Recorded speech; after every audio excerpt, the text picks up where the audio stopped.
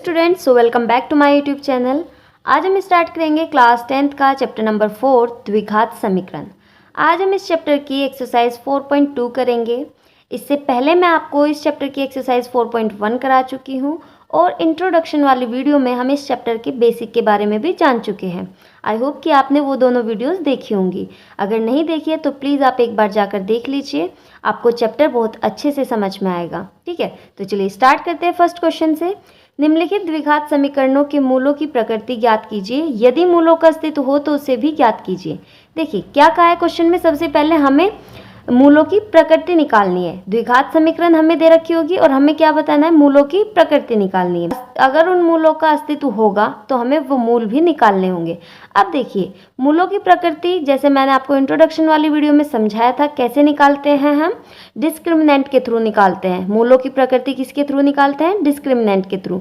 और डिस्क्रिमिनेंट किसके बराबर होता है, इसे हिंदी में बोलते हैं विविक्तिकर। ठीक है, तो ये किसके बराबर होता है, ये होता है b² - 4ac के बराबर होता है। ठीक है, ये होता है हमारा डिस्क्रिमिनेंट और इसके द्वारा ही हम मूलों की प्रकृति निकालते हैं। अगर ये डिस्क्रिमिनेंट हमारा 0 से बड़ा होता है, क्या कहा मैंने कि अगर डिस्क्रिमिनेंट की वैल्यू, यानी कि यहाँ पर हम ए बी सी की वैल्यू रखेंगे। ए बी सी क्या होता है, ए होता है हमारा x² का गुणांक, बी होता है x का गुणांक और सी होता है हमारा अचर पद।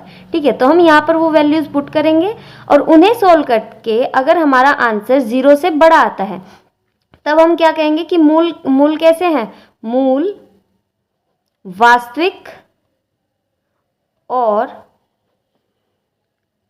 असमान होंगे। कैसे होंगे, असमान होंगे।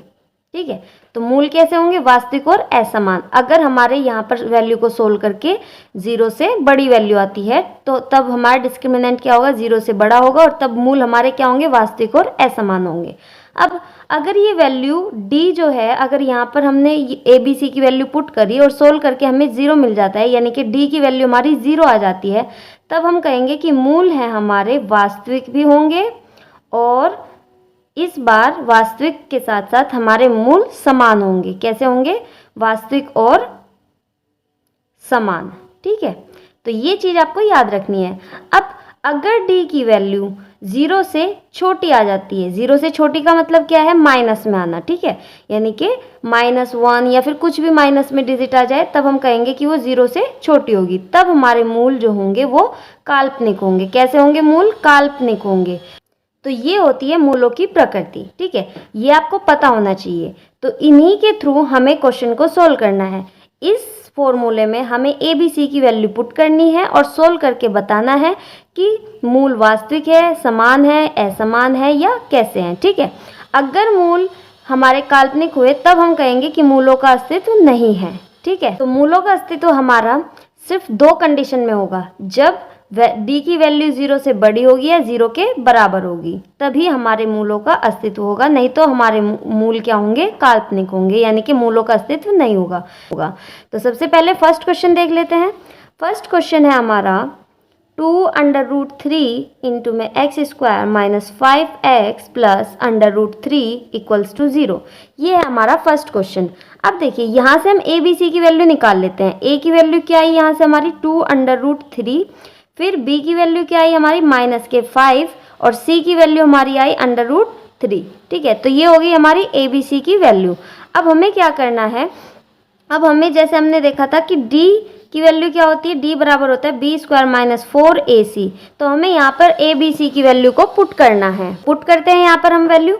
b की वैल्यू क्या है हमारी, b की वैल्यू है -5, तो -5 का स्क्वायर करेंगे, फिर -4 इंटू में a की वैल्यू है हमारी 2√3, फिर मल्टीप्लाई c की वैल्यू है हमारी √3।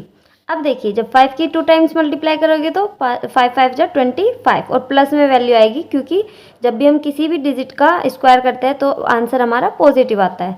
माइनस, फिर यहाँ पर देखिए जब आप इनकी मल्टीप्लाई करोगे तो कितना आ जाएगा, ये √3 के √3 में करोगे तो कंप्लीट 3 बनेगा और फिर 3 2 जा 6 और 6 4 जा 24। ठीक है, तो ये है आपका आंसर। अब जब आप 25 में से 24 माइनस करोगे तो आपको मिलेगा 1। तो d की वैल्यू कितनी मिली आपको, 1।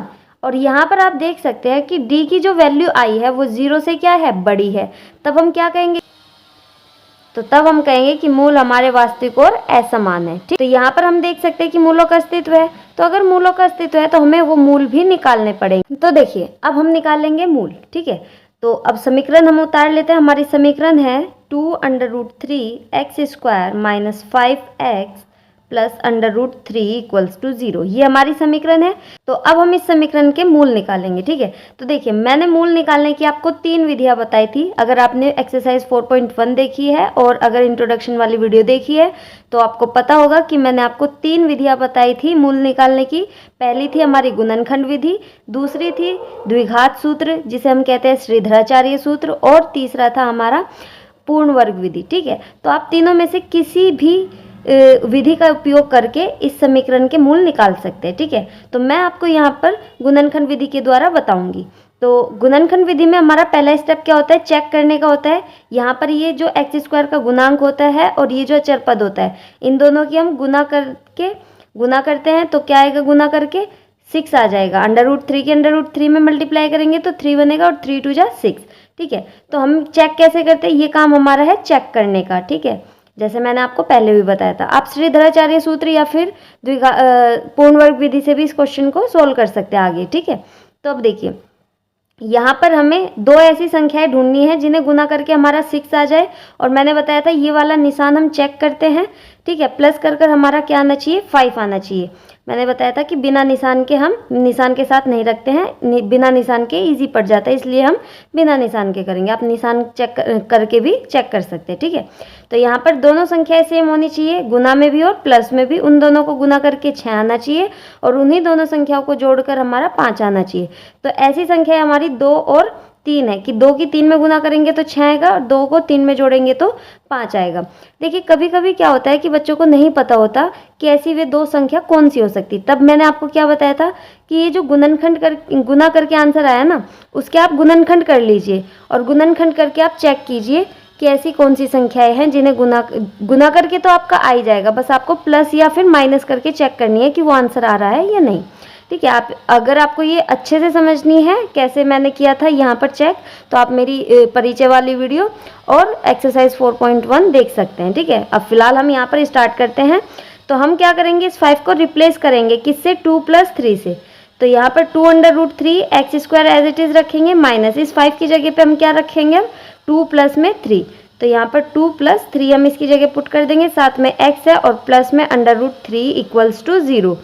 अब देखिए अब इसकी हम अंदर गुना कर देंगे और माइनस की भी। तो क्या आएगा हमारा 2√3 x² माइनस यहाँ पर क्या आ जाएगा 2x, इसकी जब अंदर गुना करेंगे और जब बाहर माइनस है तो ये निशान चेंज हो जाएगा, ये हो जाएगा 3x प्लस में √3 इक्वल्स टू 0। ठीक है, अब देखिए फिर हम क्या देखते हैं, कॉमन। इन दोनों में हमें कॉमन निकालना है और इन दोनों में कॉमन निकालना है। इन दोनों में से कॉमन क्या बाहर आ जाएगा, 2 आ जाएगा और चर संख्या में से क्या बाहर आएगा, x आ जाएगा, क्योंकि x की जो स्मॉल पावर है वो 1 है। तो एक पावर हमने इसकी बाहर निकाल ली। तो अब देखिए यहाँ पर हमारा क्या बचेगा, √3x बचेगा, क्योंकि एक पावर बाहर चली गई तो यहाँ पर एक पावर बची, माइनस यहाँ से एक x की पावर बाहर चली गई तो यहाँ पर सिर्फ 2 बचा। 2 भी हमने बाहर निकाल लिया था तो अब यहाँ पर 1 बचा। ठीक है, फिर यहाँ पर माइनस है। इन दोनों में से हम क्या बाहर निकाल सकते हैं, देखिए इस 3 को हम कैसे लिख सकते हैं, 3 इक्वल्स टू कैसे बनता है, कंप्लीट 3 कैसे बनेगा, √3 की अगर हम √3 में मल्टीप्लाई कर दे तो हमें 3 मिलता है। तो यहाँ से हम जब यहाँ पर इसकी जगह √3 × √3 लिखेंगे तो हमें पता है इन दोनों में क्या कॉमन बाहर निकाल लेंगे, फिर हम √3 बाहर निकाल लेंगे। फिर यहाँ पर हमारा क्या बचेगा, एक √3 बाहर बचेगा और जब बाहर माइनस है तो अंदर का निशान ये चेंज हो जाएगा। फिर √3 बाहर चला गया तो अब यहाँ पर बचा 1 इक्वल्स टू 0। अब देखिए इस कंप्लीट में से क्या बाहर निकल सकता है, क्या कॉमन है यहाँ पर, √3x - 1, इसमें भी √3, अच्छा यहाँ पर x रह गया ये। ठीक है, √3x - 1 यहाँ से हम बाहर निकाल लेंगे। तो √3x - 1 हमारा बाहर आ गया। तो अंदर क्या बचा हमारा, 2x - √3 ये बचा इक्वल्स टू 0। ठीक है, अब हम क्या करेंगे, बारी बारी से x के 2 मान निकलेंगे क्योंकि x की हाईएस्ट पावर क्या है, 2 है। और मैंने आपको बताया किसी भी समीकरण के मूल कितने होते हैं, जितनी उसकी अधिकतम घात होती है। तो इस समीकरण की अधिकतम घात क्या थी, 2 थी, तो इसलिए इसके मूल भी 2 होंगे। तो यहाँ से एक बार x का मान यहाँ से निकलेगा और एक बार x का मान यहाँ से निकलेगा। तो देखिए जब हम √3x - 1 को बराबर 0 के पुट करेंगे तो यहाँ से x की वैल्यू आ जाएगी हमारी 1 अपॉन में √3। तो एक तो x का मान यहाँ से आ गया दूसरा जब यहाँ से निकालेंगे तो 2x माइनस √3 इक्वल्स टू 0। फिर यहाँ से x की वैल्यू निकालोगे तो x बराबर ये उधर जाके प्लस के √3 आ जाएगा और अपॉन में 2 आ जाएगा। ठीक है, तो दूसरा मान यहाँ से आपका निकल गया। तो ये निकले x के 2 मूल। ठीक है, तो आई होप कि आपको ये क्वेश्चन समझ में आया होगा। आगे के क्वेश्चन ये आपको खुद से करने हैं। ठीक है, ये अब मैं आपको होमवर्क दे रही हूँ, सेम इसी तरीके से निकालना है। सबसे पहले आपको चेक करना है कि मूलों का अस्तित्व है या नहीं है। ठीक है, और वो कैसे चेक करेंगे? मूलों की प्रकृति के थ्रू। और मूलों की प्रकृति मैंने ये बताई आपको कि अगर d की वैल्यू 0 से बड़ी आती है तो मूल वास्तविक और असमान है, अगर 0 के बराबर आती है तो मूल वास्तविक और समान है, और अगर 0 से छोटी आई तो मूल काल्पनिक होंगे। और हम मूल कब निकालेंगे? मूल निकालने की हमारी कंडीशन तभी है जब मूल इन दोनों में से किसी भी एक कंडीशन को फॉलो करेंगे।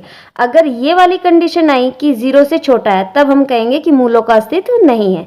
फिर आपको ये वाला जो मैंने अब पोर्शन करके दिखाया, आपको गुणनखंड विधि से मूल निकाल कर दिखाए हैं, ये आपको नहीं करना है। अगर यहाँ पर जो d की वैल्यू है वो हमारी क्या आई? 0 से छोटी आई तो। ठीक है, आई होप कि आपको समझ में आया होगा। ये क्वेश्चंस आपको खुद से करने हैं। देखिए, पहले इस वाले क्वेश्चन में द्विघात समीकरण नहीं बन रही है, तो पहले आपको इन दोनों की आपस में गुना करके द्विघात समीकरण के रूप में इसे बदलना है।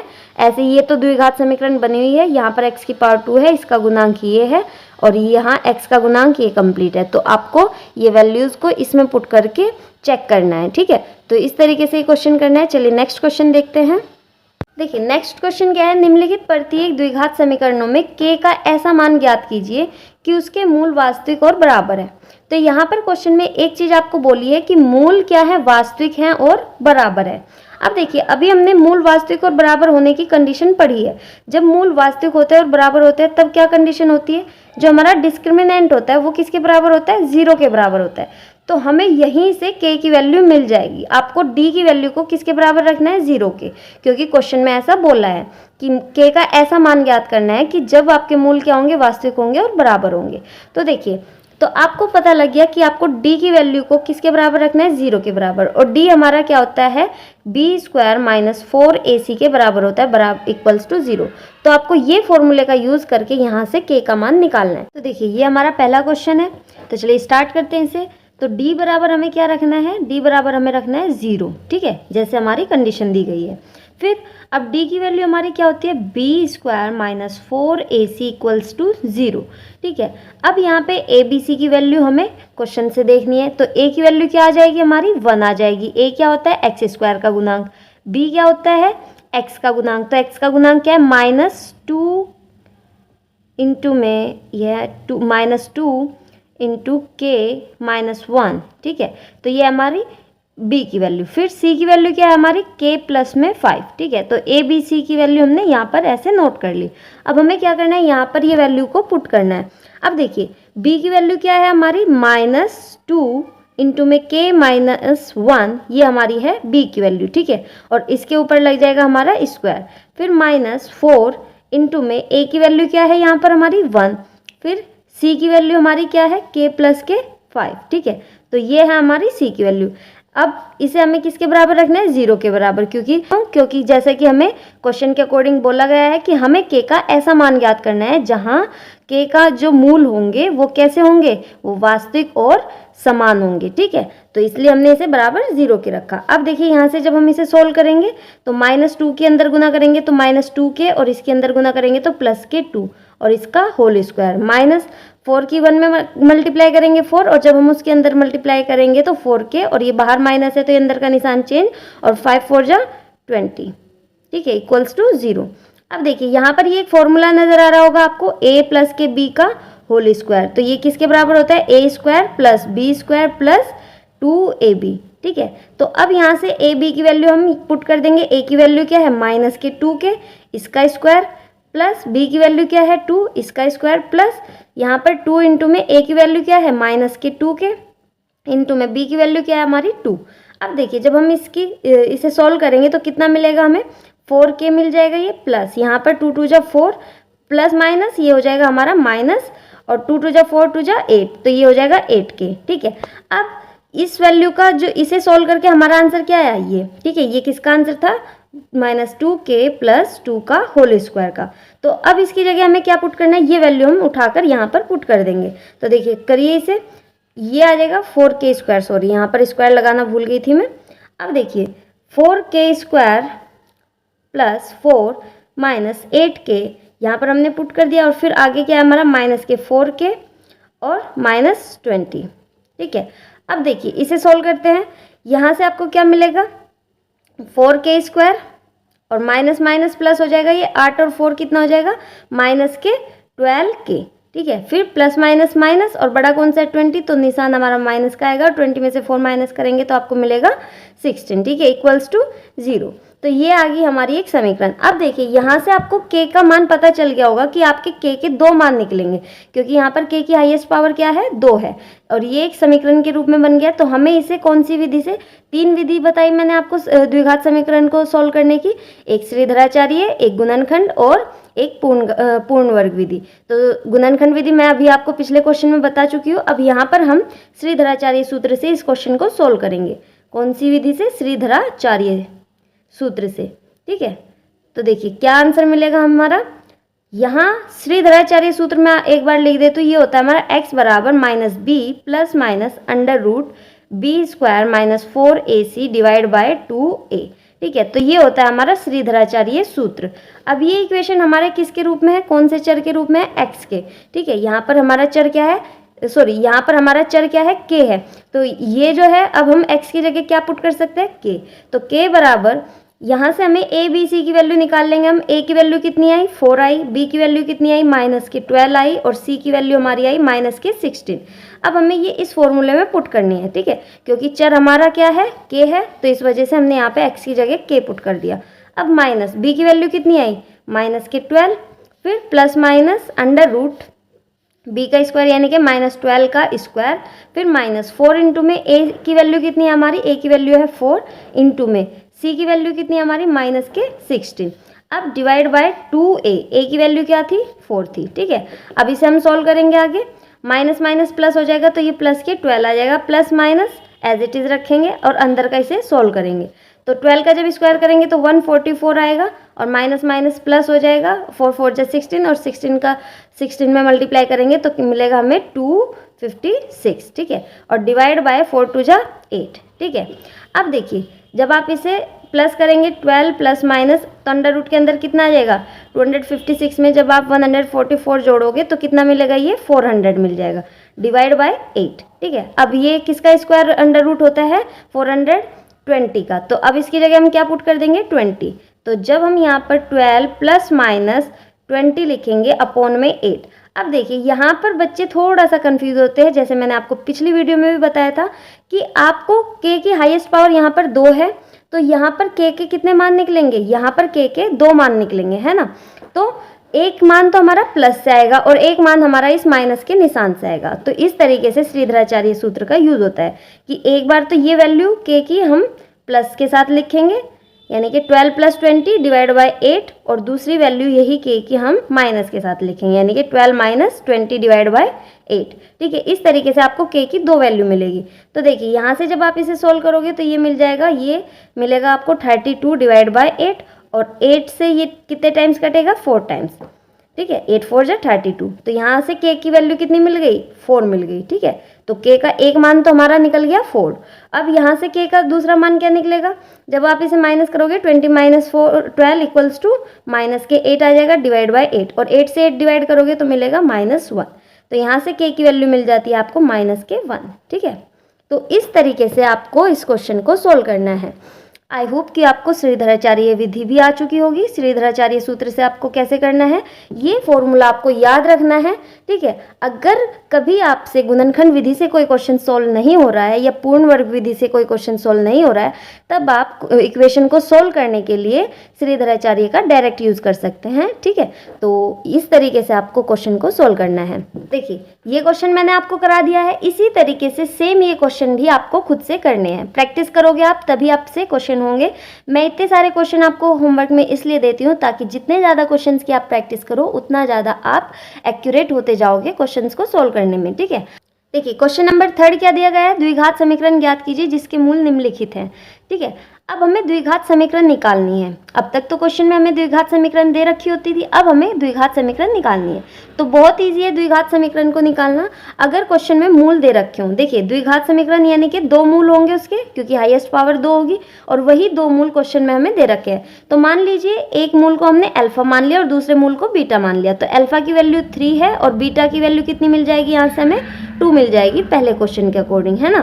तो अब हमें इससे द्विघात समीकरण बनानी है, और द्विघात समीकरण बनाने के लिए मैंने आपको एक फॉर्मूला बताया था कि x² लिखिए यहाँ पर, फिर माइनस यहाँ पर आएगा अल्फा प्लस में बीटा और साथ में x लिखना है आपको, फिर प्लस और यहाँ पर आ जाएगा अल्फा इंटू में बीटा इक्वल्स टू 0। तो इस तरीके से आपको अल्फा और बीटा की वैल्यू को पुट करना है और इक्वेशन आपको निकालनी है।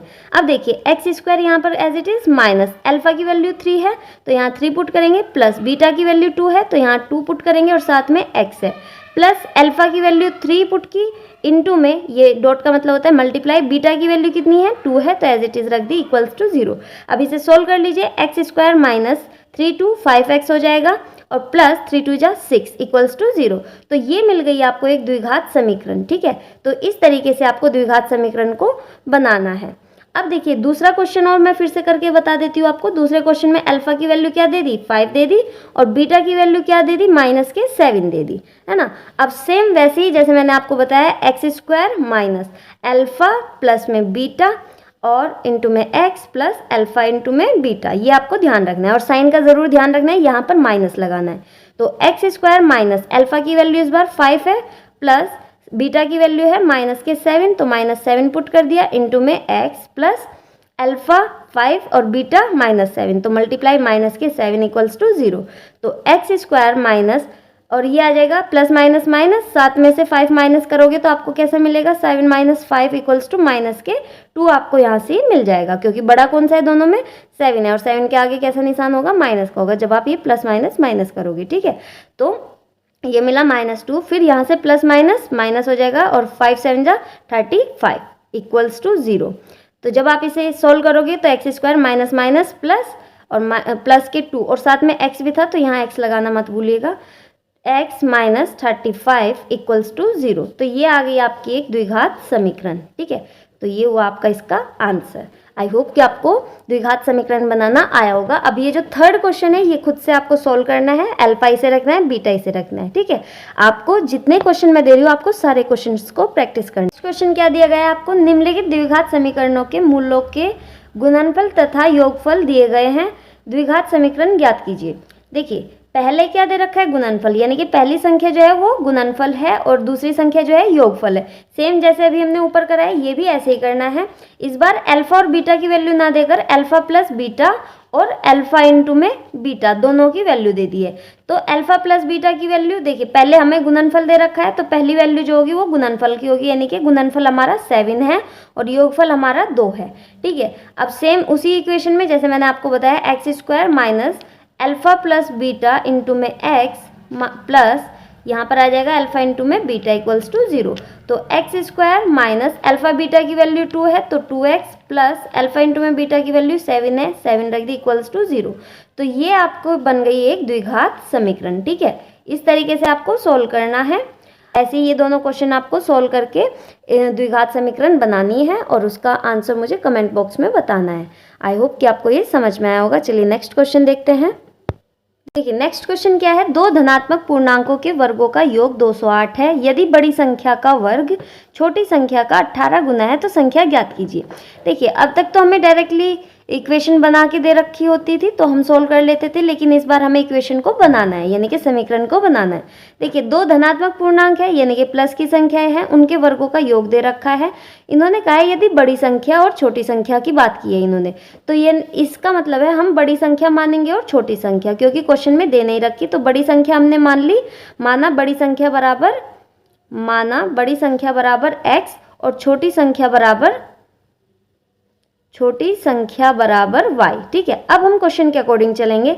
2 धनात्मक पूर्णांकों के वर्गों का योग, यानी कि इन संख्याओं का वर्ग करना है, तो इसका वर्ग किया और y का भी वर्ग किया और इनके वर्गों का योग यानी कि प्लस करना। योग क्या है 208 क्वेश्चन में हमें दे रखा है। तो यहाँ से हमें मिल गई एक समीकरण, ये मिल चुकी है हमें यहाँ से। यदि बड़ी संख्या का वर्ग यानी कि बड़ी संख्या x है तो इसका हमने वर्ग कर दिया, इसका वर्ग छोटी संख्या का 18 गुना है। छोटी संख्या क्या थी हमारी y थी और इसका क्या है 18 गुना है, तो इसके साथ 18 की गुना कर देंगे। तो यहाँ से हमें x स्क्वायर की वैल्यू ये मिल गई। तो हम यहाँ पर इस समीकरण में, इसे हमने समीकरण 1 मान लिया था, तो हम क्या करेंगे यहाँ से समीकरण इसकी वैल्यू x स्क्वायर की वैल्यू समीकरण 1 में रख देंगे। तो क्या लिखेंगे x स्क्वायर का मान समीकरण 1 में रखने पर, तो देखिए समीकरण 1 में जब हम x स्क्वायर का मान रखेंगे तो क्या मिलेगा 18y plus Y square equals to 208। ठीक है, तो यहाँ से आपको एक समीकरण मिलेगी। अगर मैं इसे द्विघात समीकरण के रूप में लिखूँ मानक रूप में, तो सबसे पहले हाईएस्ट पावर, फिर उससे कम पावर, और अगर हम इसे इधर ले आए तो ये बन जाएगा हमारा अचर पद, ये इधर प्लस की इधर आके माइनस की बराबर 0। तो ये बन गई एक द्विघात समीकरण। अब इस द्विघात समीकरण को आपको सोल्व करना है और x और y का मान बताना है मुझे कमेंट बॉक्स में। ठीक है, आप कोई सी भी विधि से इसे सोल्व कर सकते हैं। नेक्स्ट क्वेश्चन है हमारा दो क्रमागत धन सम संख्याओं के वर्गों का योग। ठीक है, क्रमागत धन सम संख्या दे रखी है। ठीक है, सम संख्या, सम और विषम आई होप कि आपको पता होगा। सम क्या होती है, जो संख्याएं 2 से पूर्णतः विभाजित हो जाती है उन्हें सम कहते हैं। और सम संख्या हमारी क्या होती है, 0 की सबसे पहली सम संख्या 0 होती है, फिर उसके बाद 2 होगी, फिर उसके बाद कैसी होगी 4 होगी। इस तरीके से 2 हम प्लस करते जाते हैं, तब हमें धन क्रमागत सम संख्याएं मिलती जाती है। तो सबसे पहले अगर हमने पहली क्रमागत संख्या माना, क्योंकि क्वेश्चन में दे नहीं रखी, तो माना पहली क्रमागत सम संख्या, पहली सम संख्या बराबर x है, तो जो अगली सम संख्या होगी तो दूसरी सम संख्या क्या होगी, दूसरी सम संख्या बराबर क्या हो जाएगी, इसमें हम क्या प्लस कर देंगे 2 प्लस करेंगे। देखिए 0 है, पहली सम संख्या 0 है, तो 0 में कितना प्लस करेंगे कि दूसरी सम संख्या मिलेगी हमें 2। जब हम इसमें प्लस करेंगे तब हमें क्या मिलेगा, 0 में 2 प्लस करके 2 मिलेगा। तो ये क्या होगी हमारी दूसरी सम संख्या। फिर 2 में फिर से आगे हम 2 ऐड करेंगे तो हमें अगली सम संख्या मिलेगी जो है 4। ठीक है, तो इस तरीके से हमें 2 ऐड करते जाना है। तो दूसरी सम संख्या क्या हो जाएगी हमारी x प्लस के 2। अब देखिए इन्होंने कहा है कि दो क्रमागत धन सम संख्याओं के वर्गों का योग, यानी कि इनका वर्ग करना है पहले अलग अलग और फिर वर्गों का योग, यानी कि उन्हें प्लस करना है। तो x का स्क्वायर और प्लस x प्लस 2 का स्क्वायर कितना दे रखा है हमें 244 क्वेश्चन में दे रखा है। तो इस तरीके से ये समीकरण बनेगी।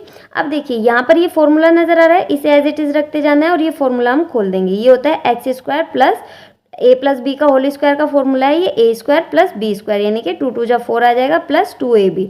2a की वैल्यू क्या है x है और b की वैल्यू क्या है 4 है, तो ये डायरेक्ट मैं लिख रही हूँ 4x आ जाएगा। 2 2 जा 4 और साथ में x इक्वल्स टू 244। अब देखिए x और x कितना हो जाएगा, इनके गुणांक जुड़ जाएंगे 1 और 1 2x स्क्वायर हो जाएगा। अब मानक रूप में अगर हमें लिखें तो फिर 4x आ जाएगा और फिर लास्ट में प्लस के 4 और उसे हम इधर ले आएंगे तो ये माइनस के 244 इक्वल्स टू इधर 0 बन गया। 2x स्क्वायर प्लस 4x और प्लस माइनस माइनस 244 में से 4 माइनस करेंगे तो ये आ जाएगा माइनस के 240 इक्वल्स टू 0। तो यहाँ आपको इस इक्वेशन को भी सोल्व करना है। ये इक्वेशन मैंने आपको बनाकर दिखा दी है। आप इसे गुणनखंड विधि या श्रीधराचार्य सूत्र या फिर पूर्ण वर्ग विधि, कोई सी भी विधि से x के मान आपको बताना है। 2 मान निकलेंगे x के, तो वो आप मुझे कमेंट सेक्शन में बताएंगे। ठीक है, देखिए नेक्स्ट क्वेश्चन क्या है। एक आयताकार मैदान की लंबाई व चौड़ाई क्रम से 20 मीटर व 14 मीटर है। इसके चारों ओर समान चौड़ाई का 111 वर्ग मीटर का एक रास्ता है। रास्ते की चौड़ाई ज्ञात कीजिए।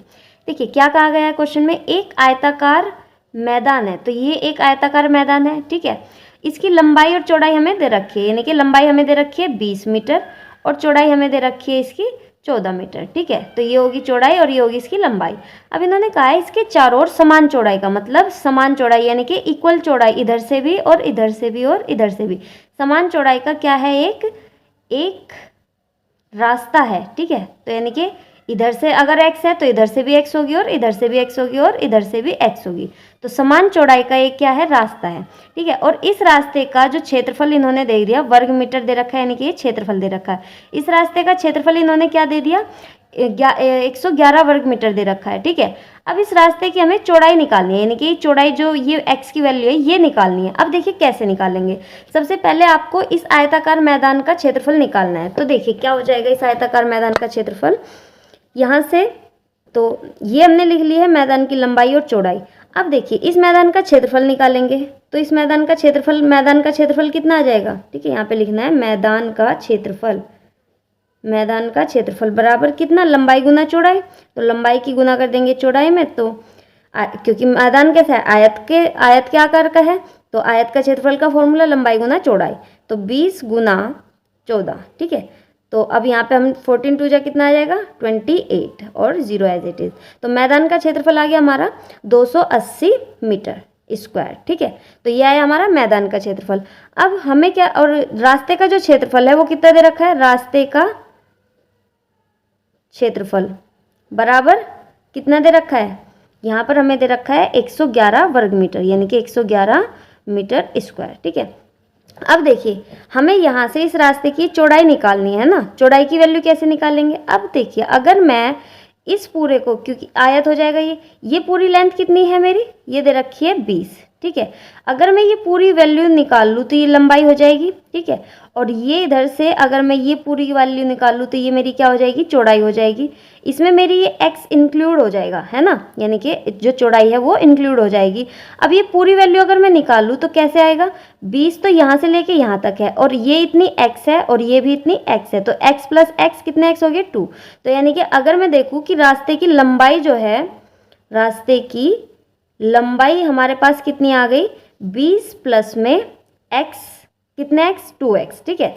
तो 20 प्लस में 2x, और इस रास्ते की अगर मैं चौड़ाई देखूं पूरे रास्ते की तो कितनी आ जाएगी, यहाँ पर रास्ते की चौड़ाई बराबर कितनी आ जाएगी, यहाँ से 14 प्लस में कितने x 2x, ठीक है।